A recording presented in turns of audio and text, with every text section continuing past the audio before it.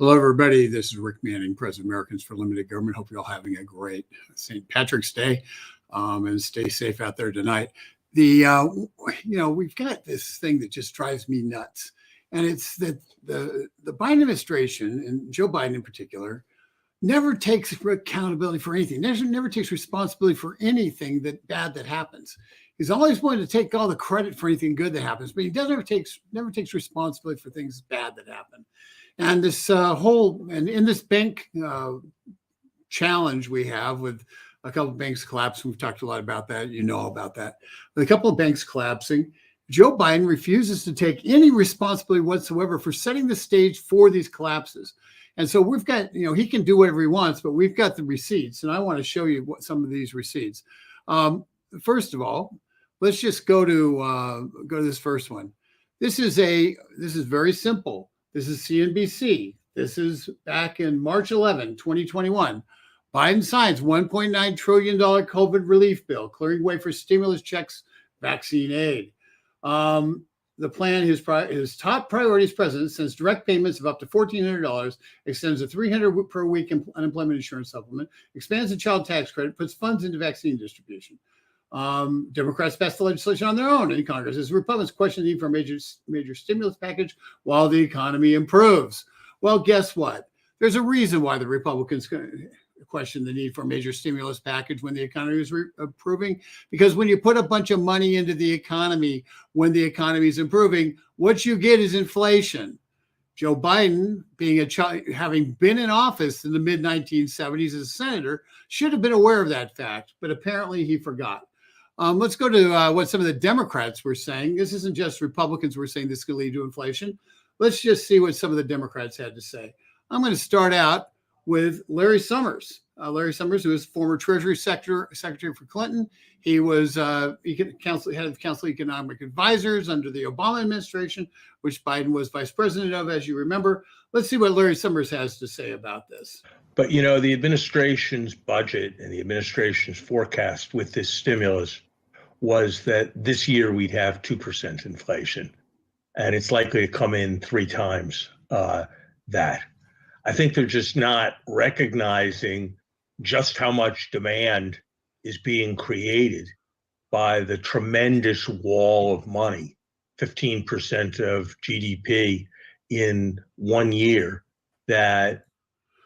So tremendous wall of money is going to create inflation. That was let's see, when was that? That was November 12th, 2021. Larry Summers saying this was a huge mistake. But did Biden admit, we caused it? No. But let's see what somebody else had to say. Let's see. Oh yeah, this is a good guy. Jason Furman. He used to be the head of head of economic policy for the Obama administration. Let's see what he has to say. What do you think that means for the relief package we passed just a couple of months ago, when Larry Summers and others, including Olivier Blanchard, came out and said it was too big for the moment we're in? Do you think this is evidence of that? Oh, it was definitely too big for the moment. I don't know any economist that was recommending something the size that what was done. The question is how big the downside was. Okay, so it was too big for the moment. Why was it too big for the moment? Because it was going to fuel inflation. Imagine that. What a crazy idea. The reason that we're talking about this high inflation is because the fact of the matter is it was the high inflation that caused the Federal Reserve to tighten money. So they started raising interest rates, as we all remember. We saw those interest rates go up and up and up and continue to go up. And what that meant was that the Treasury bills, the bonds that the bank, Silicon Valley Bank and others purchased, the mortgage-backed securities that they purchased with a certain return on investment, fixed return on investment, those became less valuable. Because if you can buy a Treasury bill for 4% and the guy who owns a Treasury bill for 2% has a hard time selling that bill for par value. So they have to give a discount to people in order to buy it, which means the money that Silicon Valley Bank had and other banks throughout this country had under management showed was not worth what the actual value of what those if you looked at what the maturity value was, it wasn't worth it. It was down. It was less than that. And so when you started trading them in, you were basically trading in damaged assets and getting a lot less money in order to meet depositor concerns. So let's just look at one more. This is Janet Yellen. This is Janet Yellen talking about how admits the $1.9 trillion boondoggle led to inflation. Let's see what she has to say. Did it create inflation? Did $2 trillion of deficit spending create inflation? It did boost demand, and that is one of several factors that are involved in inflation. Okay, there you go. So even the Treasury Secretary, while wiggling around and trying to squirm out of it, knowing that she was in a trap and a vice, admits they caused inflation. Why do we care about this? Okay, very simple. I'm going to get Janet Yellen off because she kind of irritates me in general principles. Why do we care about this? It's very simple. Every single one of us is born the brunt of the inflationary spiral that Joe Biden created. Every single one of us, whether it's trying to buy a new car or a used car, or having your rents go up, finding that you want to sell your house, you can't sell your house because because interest rates are too high, or trying to buy a new house or buy your first house and discovering that the house that you could have bought last year is a lot more expensive this year because of the rise in home mortgage rates. The fact that we have companies that are going, now we have the banks getting creamed because they put their money into, as they're supposed to, as the federal government wants them to, in fact, requires them to a large extent. They put their money into government treasury bills, and those treasury bills diminished in value because of the higher inflation rate. The kind of the absurdity of people saying we can never have high inflation again because they hadn't experienced it in their life. Those of us who did live in the 70s and tried to exist in the 70s and remember, at least my case, coming home and not knowing, saying, the harder I work, the less money I have. And that was exactly true.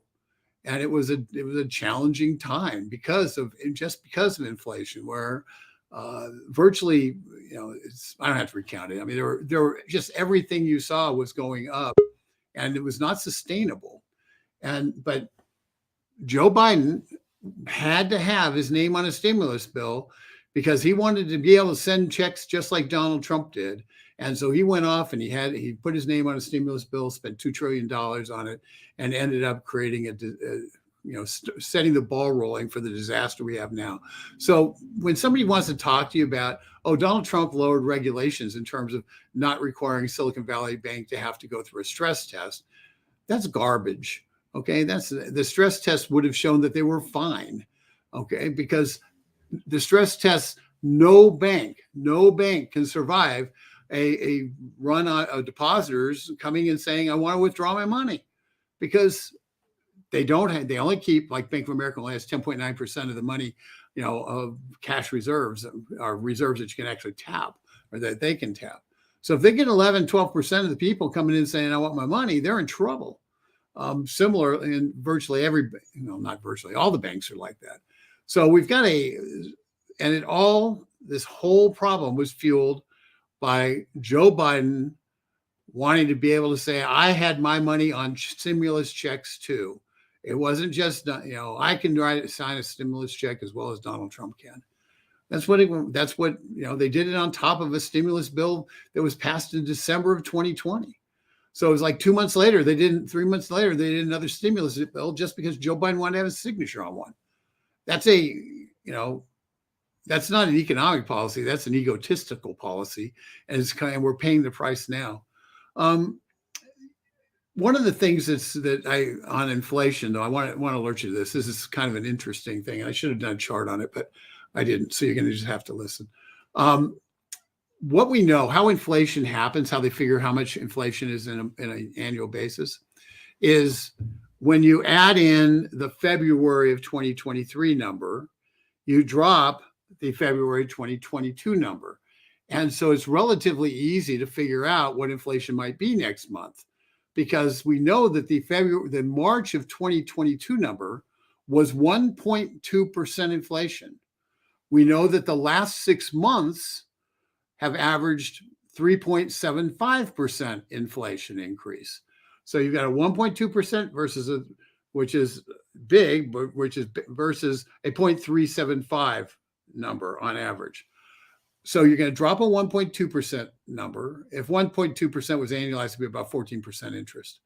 And you're going to put in most likely a 3 to 4% number. Let's say it's 4. That means inflation is going to go down from current 6%. You can program it to probably 5.2% next month over the course of a year. And everybody's going to jump down. We whipped inflation. No, that's not true. What's happened is a big giant number got knocked off and isn't counted anymore. But that's what you're actually going to see. So just from a predictive standpoint, 3 months from now, or 3 weeks from now, when they start talking about it, just be prepared that the number is going to come in about between 5 and 5.3% most likely. And everybody's going to go, wow, massive drop in inflation. But the number you have to look at is what was the number for that month. And if the number for the month is under 3, that's a good number. If the number for the month is over 4, that's a 0.4, 0.3. All right, those are bad. That's a bad number. And so that's what you really have to look at. So don't get fooled by the media and kind of the top lines, because truthfully, the real story is told when you look just below the surface to what's really happening with these inflation numbers. And what's more, every one of you knows what's happening with inflation because you live with it.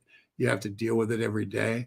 When I start talking about inflation numbers with my wife, she's always sitting there jumping all over me because she goes, what are you talking about? Here's what happens at the grocery store. Here's what's going on with this and this and this. And she basically gives me the market basket, what happens in the market basket due to inflation. And that's far more relevant to average people than what the Bureau of Labor Statistics comes up with. But I'm sharing with you how we're going to get what's going to be next year. Let's look at some comments. Let's start at the top. No kidding. Okay. Well, glad to inform. Let's see. Hi. No one kills the economy more than sitting in administration. Yeah. The fact is they are. If one of the things that's really hard is if you sit there and you look at it and you say, if you want America to fail, wouldn't you do what they're doing? And you look at, we did a video many years ago that was called "If I Wanted America to Fail," and laid out a bunch of things on energy that were being done. And it was, if you want to kill our country, this is the way to do it. And maybe we'll revisit that video at some point. Let's see. Fire the whole Biden administration. Well, we're going to get a chance in about 18 months to do that. Unfortunately, it's a long time. But what we can do, and let me just make this point really clearly. The Republicans in the House, this fits in with the inflation stuff. The Republicans in the House of Representatives are going to be told, and the Senate are going to be told that we can't fight for cutting the budget in the debt ceiling fight because the banks are unstable. And because the banks are unstable, we can't fight to actually get the actual thing, the gasoline that's being lit all over the country of inflation. We can't get that under control, because if we actually went and cut the budget or stop the growth of the budget to being so high, at that point, that would be that's what if we actually did that, they say, oh, well, you can't fight over, that would cause problems because the Democrats might not want to do it. And, so we should just go along the merry way that we've been going and just basically blithely move ahead and continue spending way more than we have. Joe Biden's budget for 2023 is $6.8 trillion. Understand, in 2024, the budget in 2024 is $6.8 trillion. 2020, in the last budget, 2023, $5.8 trillion was spent on the regular spending. You had another $400 billion added to that was spent on the student loan giveaway. So that's how you got to $6.25 trillion spent in last year. Joe Biden's budget is $1 trillion above the actual legitimate budget that was spent in 2023. $1 trillion above it. That's just, you can't get away from that. That's just true. 6.8 billion minus the 5.8 billion that we were spending last time, that we spent last year, is $1 trillion. And I'll tell you a secret. I looked at it after the first 3 months of this year, of the fiscal year, cut it off in February, because once we went into the place where the Treasury starts fooling with the money to make it so you're not spending above, you don't have to create new debt and stuff. Once they start fooling with the money, the numbers don't mean much. But the first 3 months, they weren't doing that. And when you took the amount that they were spending and that we spent the first 3 months, and you multiplied it by 4 to make a 12-month year, it was exactly $5.8 trillion that we were spending. That was what we were spending on a regularized basis in the first quarter of this fiscal year, 2023 fiscal year. So 2022, we spent $5.8 trillion plus $400 billion of Biden saying, I'm going to wipe away debt for student loans, brought it to 6.25. Well, the truth is we were spending exactly the same this year in the first quarter. Joe Biden wants next year for us to spend $1 trillion more. $1 trillion. I guess when you get used to spending money in the trillions on random, gee, we got an emergency, we got to spend a bunch of money, it gets kind of intoxicating. But when you look at that, you say, if we don't stop the spending and use the debt ceiling to stop the spending, they're going to pretend like there's an emergency, that they got to keep spending trillions and trillions more.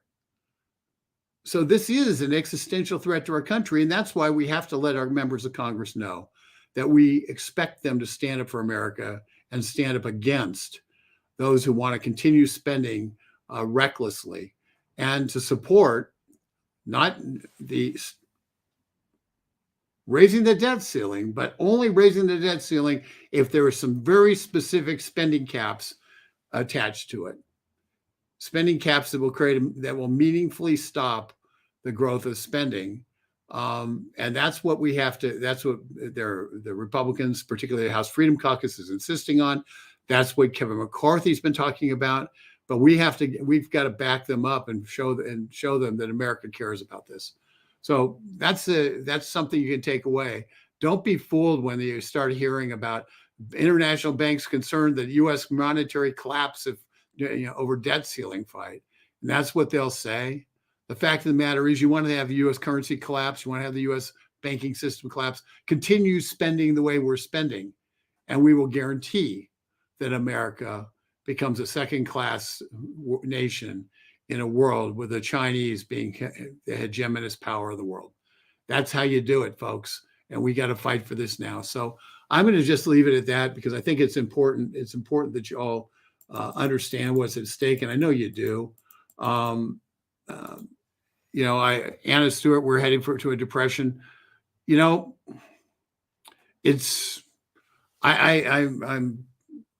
I'm not that pessimistic, because, quite honestly, maybe just wishful thinking, but it's certainly it's worth considering. It's certainly not. We aren't doing the things we're doing aren't really going to help protect that. And imagine what they're going to do. Think about this. We've been in a full employment cycle almost for 3 or 4 years. Take away the COVID crash, and we've been pretty much for at under 4% inflation, or 4% employment over the past 4 or 5 years, and that's unusual. But that means that there's lots of tax revenues coming in, because those tax revenues from employees are the money. That's the money that actually provides the majority of money that goes into our economy or into our government. You have the Social Security taxes, which in 2022 were about $1.5 trillion of different Social Security, Medicare, and other taxes along those lines. That was about 1.5 trillion. You had about 2.3 trillion, give or take a little bit. Actually, you had 2.5 trillion because it equaled 4 trillion, the two of them, of revenues from the income tax system. And then you had money from tariffs and other things. And you ended up at, business taxes at 400 billion. And then you had money from tariffs and other things that got you to $4.9 billion in revenues. That was historically high revenues. You start seeing a recession, you start seeing people losing their jobs.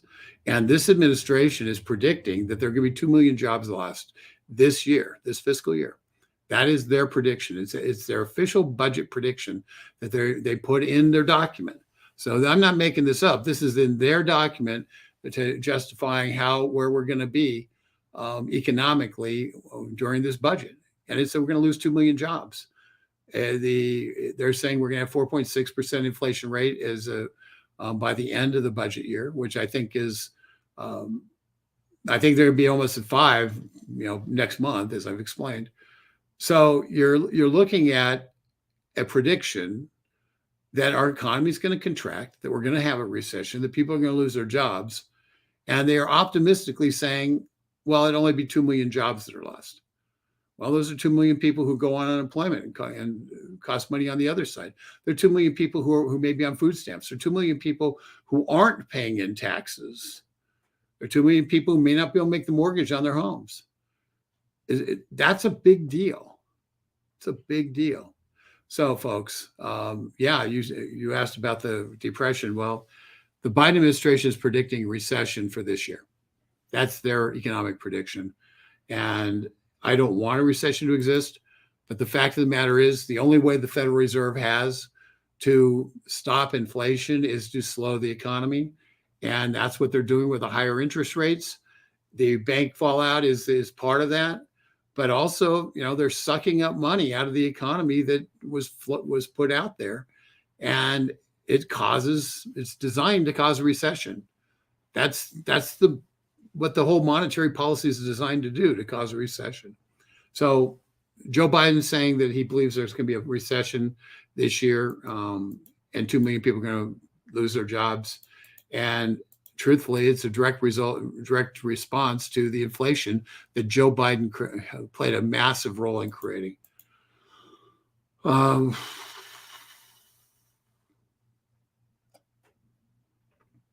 Just look at one more. Biden's just one of the puppets. I want to look the puppet masters in the face. I want to see the world, see their face, another crime they commit against society and humanity, country after country.